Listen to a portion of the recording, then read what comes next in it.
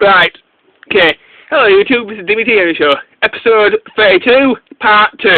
And we're still reviewing Diddy Racing DS. Now, if you haven't watched Part 1 yet, you'll miss absolutely loads. So please watch that part before you watch this part. Now, in Part 1 I already reviewed the story, the multiplayer, the graphics and the controls. Now, I've already explained the control problems in Part 1. So let's get on to the other stuff about this game. Now, let's go on to music. The music in this game is pretty good. It's not fantastic, but it's really, really good.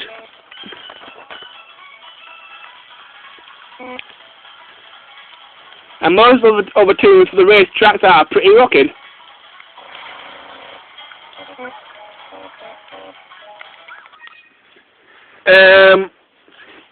That's a good game, but the gameplay for Diddy Racing is awesome. Now, if you haven't played the N64 version, where have you been all your life? This game is so good. And the reason for this is because of the gameplay. When you start the game, you're on this massive island. And in this island there are four worlds. One world a forest, one world a dinosaur sort of area, then there's an icy sort of world, then there's a water sort of world. And basically go from world to world collecting, doing races, and after you win a certain amount of races, you can race against a boss. And every time you win a race, you get a golden balloon. Once you've got enough golden balloons, you can go race to the last boss, which is Whizpig. That's the basic gameplay. Now, let's go on to the good stuff about this game.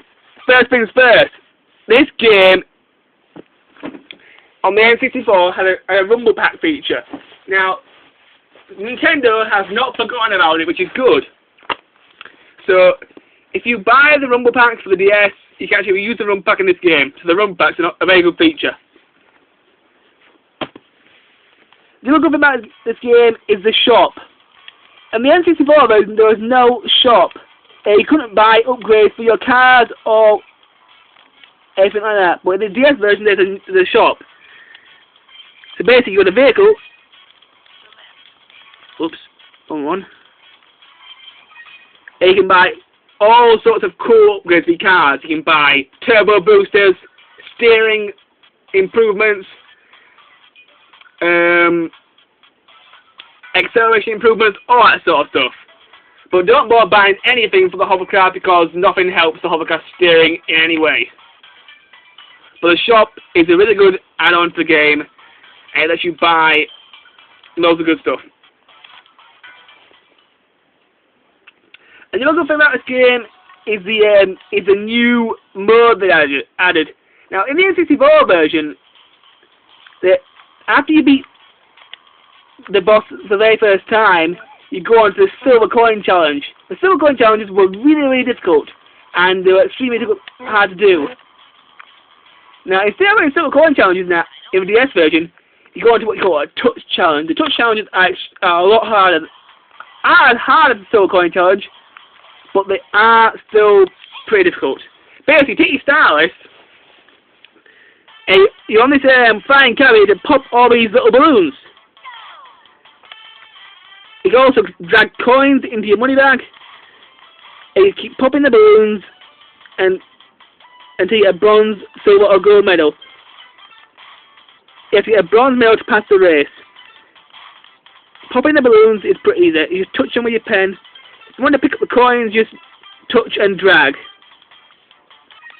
That's the new Touch Challenge behind the game. That replaces the Silver Coin Challenge. The Silver Coin Challenge on the N64 version was extremely hard.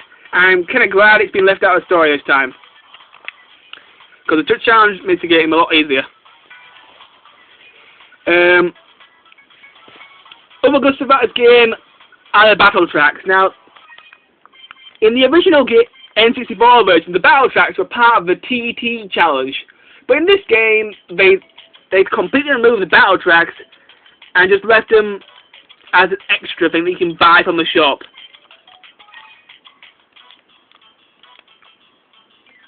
I'm very sorry, but I can't show you because in the multiplayer mode I don't have a friend at the moment to show you the multiplayer. The battle tracks in the game are really awesome. The battle tracks used to be part of the story mode. It used to use, there were 4 of them. One involved collecting dinosaur eggs, one involved blowing each other up, one involved collecting more coins than your friends, and the other one involved blowing each other up again. The battle tracks were really, really good. But this time they aren't part of the story mode, they're just an extra. Now let's go into those bosses I talked about earlier. The bosses in the game are extremely difficult to beat. The first boss you will race against is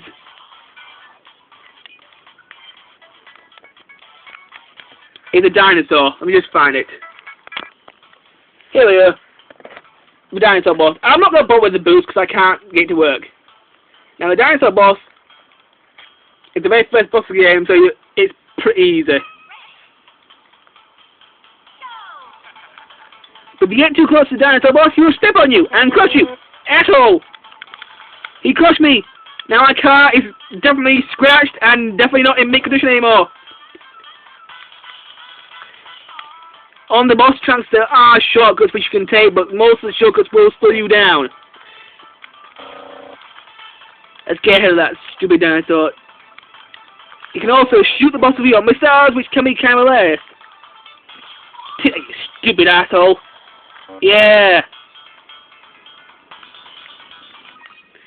So that's basically what the boss is like.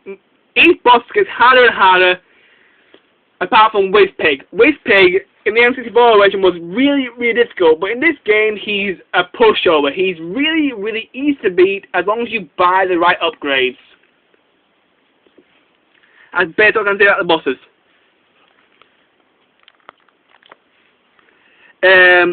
Also in this game there are items, so you can there are items and weapons. There are turbo boost, missiles, bombs, and shields. And all these can be upgraded by collecting a certain balloon.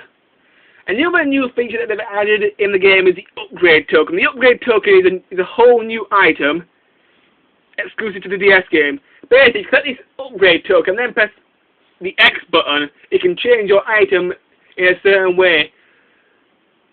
Example: you make a magnet missile, a really big turbo boost, or a really big bomb. So the upgrade item is still really good. Now there is one last good thing I want to tell you about this game. The other good thing about this game is that they've left some of the original features in. Now on the N64 version, after you beat the boss the first time, you had to do the silver coin challenges. And the silver coin challenges were extremely hard. So now the silver coin challenges aren't part of the store anymore, but you can still actually do them.